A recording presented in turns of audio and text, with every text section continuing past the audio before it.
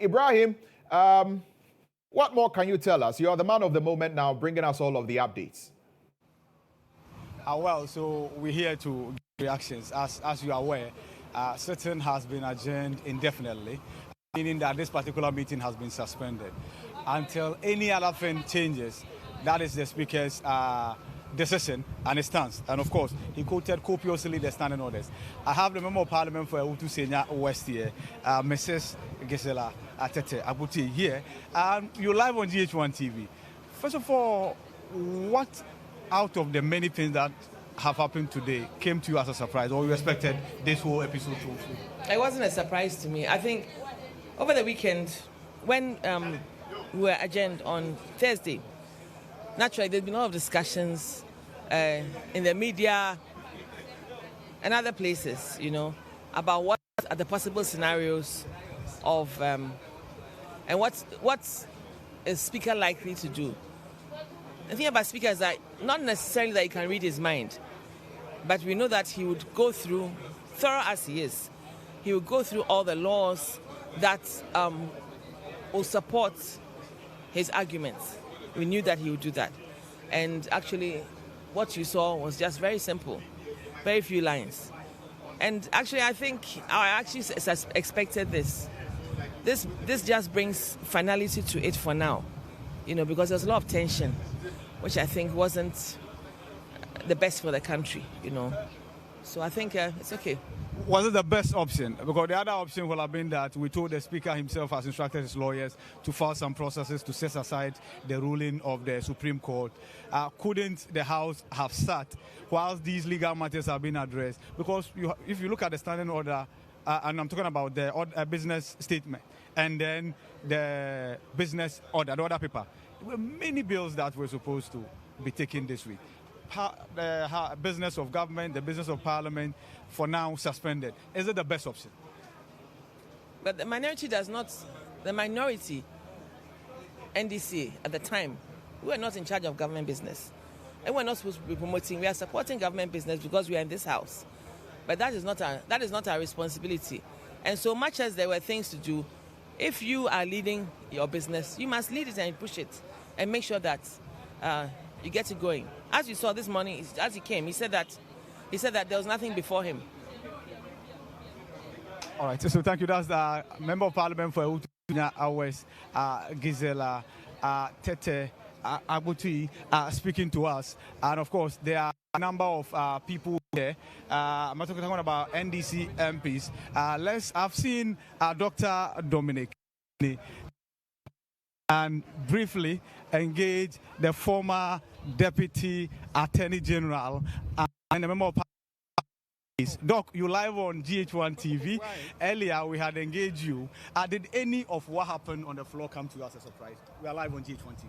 Oh, I don't think that what happened came to me as a surprise. The reason is simply that I expected that the MPP were going to boycott from the look of things on the floor. And that is what exactly happened. And of course, because they boycotted, I also knew that the rule on decision making will be triggered by Mr. Speaker. And that's what he has done, in terms of the Constitution. Talking about the rule on decision making, yes. If your side had been able to get the entire 136, yes, that would have been at least half, right? Yes, that would have been half, and that would have meant that we could have gone ahead to take decisions.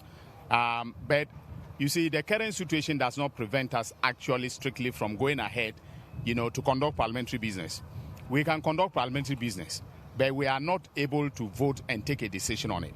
So if we had all the 136 members, we would have satisfied the constitutional threshold and we could have gone ahead to conduct business. And that's what we intend to do if Parliament reconvenes, after the adjournment. What happens now? Of course, the legal processes are still active. What happens? Well, I am not in the mind of Mr. Speaker. As I said, he has instructed his lawyers, and then the lawyers, I'm sure, are working assiduously to ensure that the right processes are filed so that Mr. Speaker's position is vindicated in court. Because we think that the Speaker was right from day one when he made that assessment. And that is because, you see, Article 97 itself, all right, is triggered by the occurrence of certain factual, matters on the ground. All right, like a person going to file to contest as an independent if they, whilst they are here on the ticket of a party. That factual occurrence, once it is established, it means that Article 97 is triggered. There is no issue of interpretation. There's no controversy. The fact that in the past, people who were independent, joined parties and contested, and Parliament did not take a step, does not necessarily mean that Parliament is barred permanently from taking a step when that occurs. So for me, what Mr. Speaker did was right. The Supreme Court was wrong, and Mr. Speaker's lawyers will be working to set aside the ruling of the court. Can anybody say that the decision that was arrived at by Speaker today to adjourn to suspend this particular meeting indefinitely is as a result of the ruling of the Supreme Court? Can we say that the Supreme Court... Not necessarily. I don't think so. Mr. Speaker did refer briefly to the happenings, with the Supreme Court. But I think that it was the quorum issue that principally, motivated the stance taken by Mr. Speaker. Under what circumstances could the Speaker, if you have quorum for decision and quorum for starting business, I've gone ahead. Many will have said that you could have been cited for contempt of the court because there's a court. Not necessarily. Mr. Speaker is a constitutional office holder. There are certain powers vested in him under the Constitution. It does not mean that he cannot exercise those powers, right? Just because the Supreme Court says, he should stay his ruling. All right, he could have gone ahead to conduct business, okay, without touching on the question of who is the majority and who is the minority. All right, and Parliament is a master of its own rules.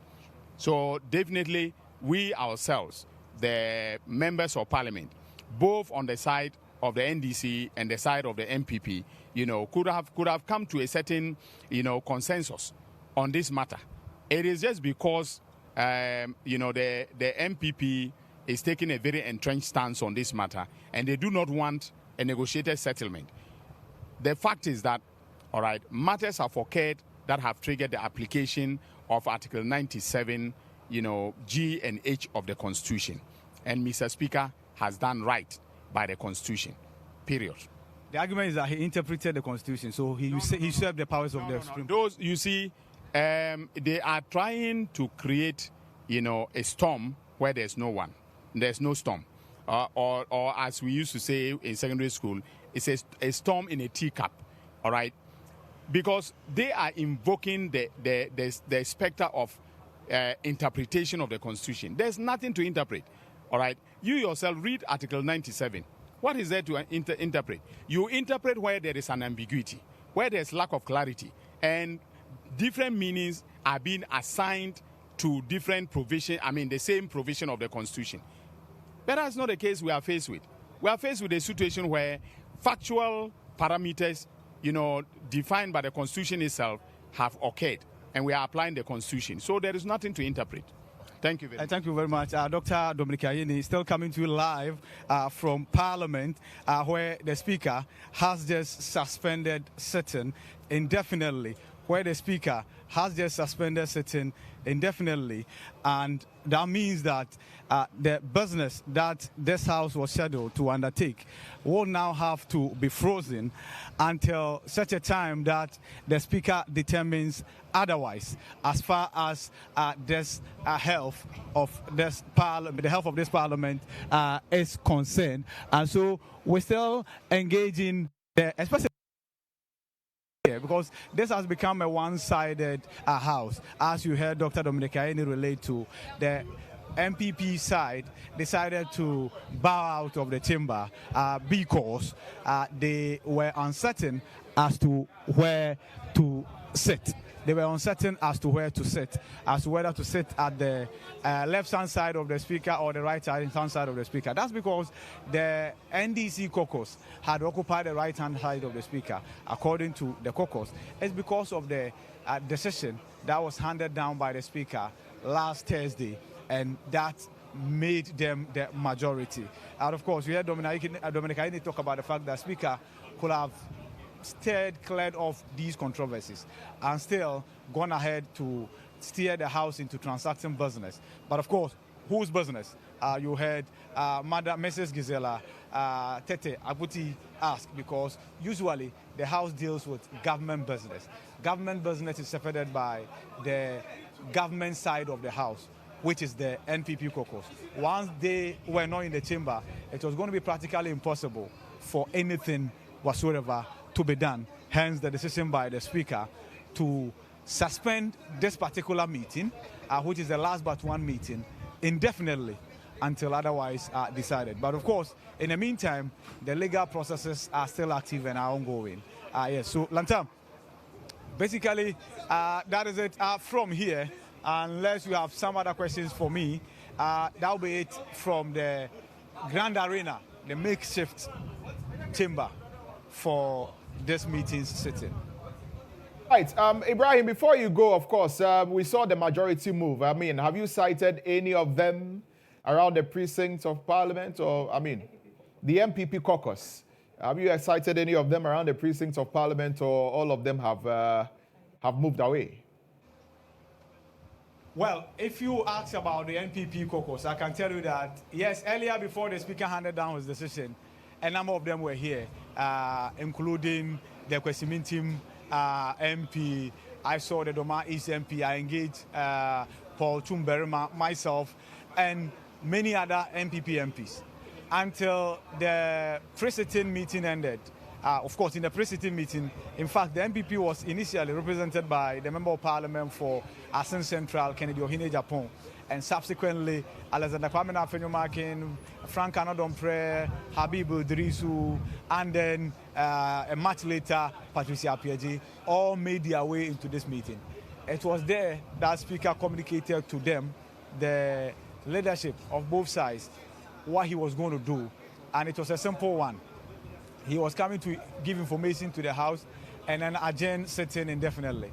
You heard him relate to the brouhaha surrounding the sitting arrangement. Speaker says that doesn't lie within his purview. It is the Clerk of Parliament, and then for that matter, the Marshal's office, that determines who sits where. And so he's not even paying attention to that. And so that should have been allowed to the clerk or the Marshal's office to handle. And to him, the substantial matter is that there is no quorum for decision taking. And because the NDC, for instance, is unable to marshal all its 136 members, he is adjourning sitting. And especially given the fact that yesterday he received processes from the Supreme Court about a ruling that has been advanced relative to the subject matter, among other things. And so he also doesn't feel like the House is properly so constituted in a very peaceful and tranquil atmosphere to transact business. So he's adjourning sitting indefinitely. Of course, if you look to my left, I can tell you that that will be the Clerk of Parliament. Cyril Insia Esquire, making his way. And the Clerks of Parliament will tell you that they don't talk. So even if I approach Council, I'm not sure Council will even offer me a word of education. I'm not sure Council will even offer me a word of education as to why the Speaker said that when it comes to the sitting arrangement, he has nothing to do with it. Is that accurate? Yes, Mr. Cyril, the Clerk of Parliament, I will not offer a word, but of course, I have a member of Parliament for Techiman North here, who is a lawyer herself. Is this what you expected? You are live on GHOne TV. This is what is supposed to be. This is exactly what has to happen, because the Speaker of Parliament gets his powers from the Constitution, the 1992 Constitution of Ghana, and then the standing orders. What the standing orders mandate him to do is what he's done. If you don't have quorum for a certain kind of business, you don't have it. You will see that the new majority side were present, and then the government side was absent. And usually, what we do is government business. If government doesn't have any business, and so its representatives are not here, what do you expect the Speaker to do?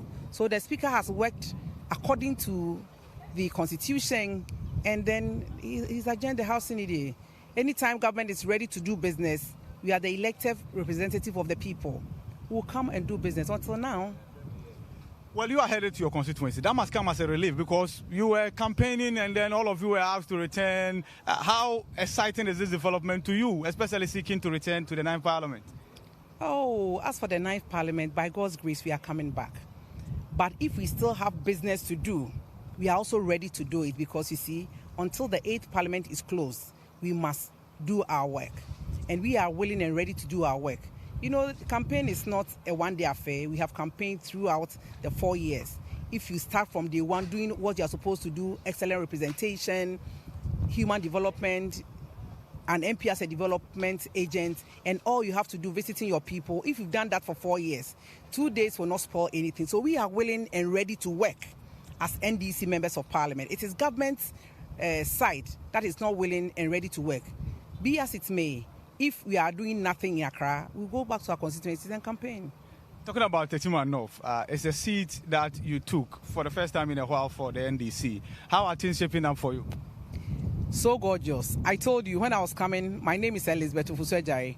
I promised my people excellent representation, human development, and development in terms of infrastructure. Excellent representation, I have delivered. You have seen my role on the floor of Parliament. As I speak to you now, I have sponsored a bill, the Spousal Rights Bill. I have given statements, I have debated budgets, policy, budgets, anything that a member of Parliament has to do on the floor, I have done. I've asked questions concerning my constituencies. I've done well on committees, ad hoc committees, my own committees. So when it comes to excellent representation, I've nailed it. Human development, among other things, I promise the people of Techiman North that every year I'll be willing and ready to help 2 ladies who qualify to read law. The first year, nobody did. I'm happy to tell you that I have 4 ladies learning law. I'm sponsoring them. I have given scholarship to over 8 people. If you come to financial support for education, I have hit 413. If you come to infrastructure, through my own instrumentality, I have a clinic, 3 flats for the people of around, 90% done, a park in Jamatimponim, a market at Krobo, 10-seater toilets at Asuye, Kokwago, Tiobodom, just to mention a few. I have a school. I'm putting up a training college from my own resources, what we call College of Education. I'm putting up one in Tiobodom from my own resources and resources of my family and friends. I want to take this opportunity to thank the Mohammeds for helping me a lot in putting up that building. I'm now doing 3 structures, story building together, and they have helped me a lot, plus my family and my friends. I have an ICT and robotics lab. I have a 6 classroom block that was financed by the Japanese embassy. I have done so much for my people. If you walk me through my constituency, I'm doing a maternity for Ufuman. In fact, it's done. I'm about to commission it. Every time you go, you will hear the Ejare bells ringing. So I think I've served my people well, and it is time for them to reward me. And in Techiman North, you know, they voted 2 years ago. So if you are running around now, you are not doing much because they take the decision after your first 2 years. You know, the seat swings. It is only my father, Honorable Ike J. Mensah, my own biological father, who did it for 3 years. And then when after 3 years he felt that he's done enough, he bowed out. Nobody voted against him. History is repeating itself. I am an J. Mensah on the seat, so it's stable. I'll do it until such a time that I think that I have served my people well, and I'll ask permission and go. I thank you, Techiman North. I know you do me the honors far beyond what I'm expecting. Thank you. Well, Honorable Elizabeth Ejare, the Member of Parliament for Techiman North. Let's finally engage Member of Parliament for Zabila. He was actually part of the members of the Consultative Assembly who wrote the 1992 Constitution. And so whatever renditions that were put in the 1992 Constitution relative to Article 97, he will have the insight. First of all, you are live on GHOne TV. What do you make of this entire brouhaha surrounding Article 97 and where it's landed us today? I feel very sad about the way we are going about Article 97 and its provisions, particularly G and H. In the Consultative Assembly, we wanted best international practice. We also looked at our past history, where constituencies voted somebody on a party ticket or an independent ticket for various reasons and good reasons. And the fellow comes to Parliament and then crosses carpet to another party, betraying the trust and the confidence the constituents had given him. We thought that that is part of the corruption, and we didn't want this institutional corruption, that they vote for you on the party ticket, then you come and change to another party. That's breeding corruption, because they come and they are influenced, either induced, either money or positions or whatever. We wanted to avoid that. My concern is the fact that we should be looking at the spirit and then the intention of that provision rather than the procedure. We should look at the substance of Article 97(1), G and H, rather than the procedure that we have been involved in, whether we might go to High Court or go to Supreme Court or declare by Parliament here and the rest of them. The most important thing is that the fellow has come on a party ticket, the fellow has decided to change a party, and therefore he has crossed carpet or he has defected, and therefore he should go, to serve as a deterrent to others who will also abuse the privilege that the constituents gave him. We should be dealing with the substance of the matter, not the procedure that we have been worried, we have been dragging about the rest of them. We should avoid barring legal technicalities and go to the substance. In Ghana today, corruption is eating into our canker. Corruption is all over the country. And this is a place that we can give a strong signal to Ghanaians that corruption, that you cannot benefit from your corrupt practice. And this is what we are being denied. It's a betrayal of the constitutional provision that we have made. Yes, but the argument is that intentions are futuristic. They are not seeking to move from one party to futuristic. Yes, it's in the people have it. That argument doesn't hold water. They are talking about today the fellow, okay, like these four people, the NDC MP for Memphis Central. He has abandoned the party. He has crossed carpet. He's now an independent member of independent person. Did they bring him here as an independent candidate? No.